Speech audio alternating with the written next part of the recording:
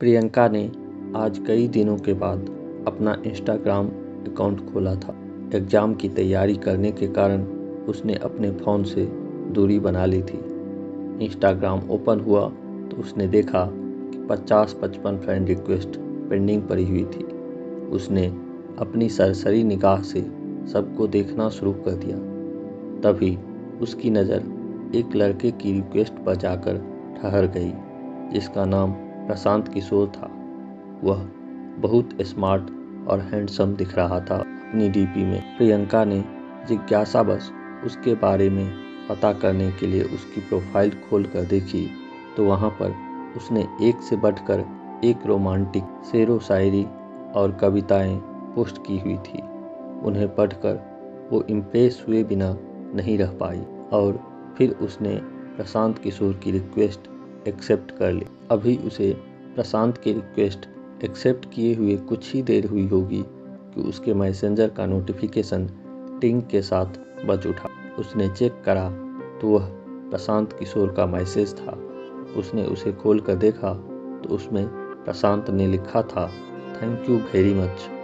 वो समझ तो गई थी कि वो क्यों थैंक्स कर रहा है, फिर भी उससे मज़े लेने के लिए उसने रिप्लाई करा, थैंक यू किस लिए। उधर से तुरंत जवाब आया, मेरी रिक्वेस्ट एक्सेप्ट करने के लिए। प्रियंका ने कोई जवाब नहीं दिया, बस एक स्माइली वाला स्टिकर पोस्ट कर दिया और फिर मैसेंजर बंद कर दिया। वो नहीं चाहती थी कि एक ही दिन में किसी अनजान से ज़्यादा खुल जाए और फिर वो घर के कामों में व्यस्त हो गई। अगले दिन उसने अपना इंस्टा खोला तो उसे प्रशांत के मैसेंजर नजर आए। प्रशांत किशोर ने उसे कई रोमांटिक कविताएं भेज रखी थी। उन्हें पढ़कर उसे बड़ा अच्छा लगा। उसने जवाब में फिर से स्माइली वाला स्टिकर सेंड कर दिया। थोड़ी देर में ही प्रशांत किशोर का रिप्लाई आ गया। वो उससे उसकी हॉबीज के बारे में पूछ रहा था। प्रियंका ने प्रशांत को अपना संक्षिप्त परिचय दे दिया। उसका परिचय जानने के बाद प्रशांत ने भी उसे अपने बारे में बताया कि वो MBA कर रहा है और जल्द ही उसकी जॉब लग जाएगी। और फिर इस तरह से दोनों के बीच चैटिंग का सिलसिला शुरू हो गया।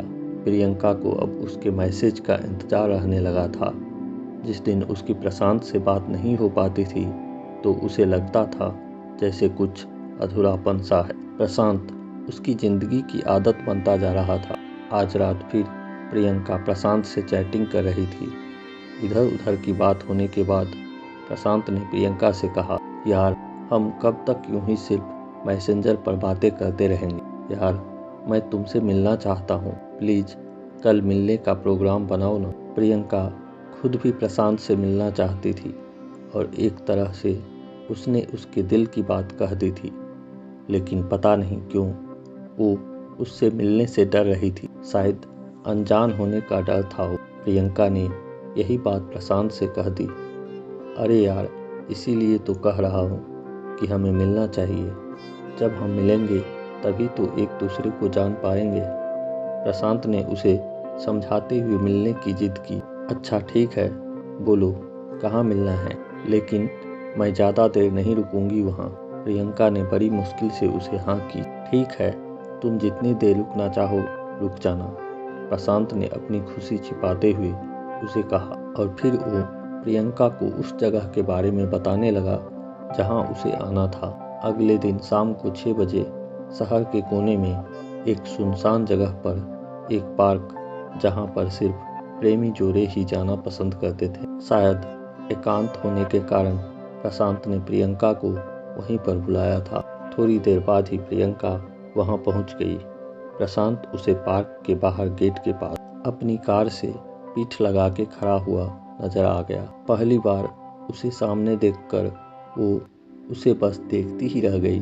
वो अपनी फोटोज से ज़्यादा स्मार्ट और हैंडसम था। प्रियंका को अपनी तरफ देखता हुआ देखकर उसने उसे अपने पास आने का इशारा करा। उसके इशारे को समझकर वो उसके पास आ गई और मुस्कुराकर बोली, हाँ अब बोलो मुझे यहाँ किस लिए बुलाया है। अरे यार क्या सारी बातें यहीं सड़क पर खड़ी खड़ी करोगी? आओ कार में बैठकर बात करते हैं। और फिर प्रशांत ने उसे कार में बैठने का इशारा करके कार का पिछला गेट खोल दिया। उसकी बात सुनकर प्रियंका मुस्कुराते हुए कार में बैठने के लिए बढ़ी। जैसे ही उसने कार में बैठने के लिए अपना पैर अंदर रखा तो उसे वहां पर पहले से ही एक आदमी बैठा हुआ नजर आया। शक्ल से वो आदमी कहीं से भी शरीफ नजर नहीं आ रहा था। प्रियंका के बढ़ते कदम ठिठक गए। वो पलटकर प्रशांत से पूछने ही जा रही थी कि ये कौन है कि तभी उस आदमी ने उसका हाथ पकड़कर अंदर खींच लिया और बाहर से प्रशांत ने उसे अंदर की ओर धक्का दे दिया। ये सब कुछ इतनी तेजी से हुआ कि प्रियंका संभल भी नहीं पाई और फिर अंदर बैठे आदमी ने उसका मुंह कसकर दबा दिया ताकि वो चीख न पाए और उसके हाथों को प्रशांत ने पकड़ लिया। अब वो न तो हिल सकती थी और न ही चिल्ला सकती थी और तभी कार से दूर खड़ा एक आदमी कार में आके ड्राइविंग सीट पर बैठ गया और कार स्टार्ट करके तेजी से आगे बढ़ा दी और पीछे बैठा आदमी जिसने प्रियंका का मुंह दबा रखा था वो हंसते हुए प्रशांत से बोला, वाह भाई वाह, मजा आ गया, आज तो तुमने तगड़े माल पर हाथ साफ करा है। शबनम बानो इसकी मोटी कीमत देगी। उसकी बात सुनकर प्रशांत अपनी मुंह ऊपर उठाकर ठहाके लगा के हंसा। उसे देखकर ऐसा लग रहा था जैसे कोई भेड़िया अपने पंजे में शिकार को दबोच के हंस रहा हो और वो कार तेजी से शहर के बदनाम इलाके जिस्म की मंडी की तरफ दौड़ी जा रही थी। दोस्तों, ये कोई कहानी नहीं है बल्कि सच्चाई है रायपुर की प्रियंका जो हैदराबाद से छुड़ाई गई थी। ये प्रियंका की कहानी उन लड़कियों को सबक देती है जो सोशल मीडिया पर अनजान लोगों से दोस्ती कर लेती है और अपनी ज़िंदगी गंवा बैठती है। दोस्तों, इसे शेयर ज़रूर करें ताकि कोई और प्रियंका ऐसी दलदल में न फंस जाए। धन्यवाद।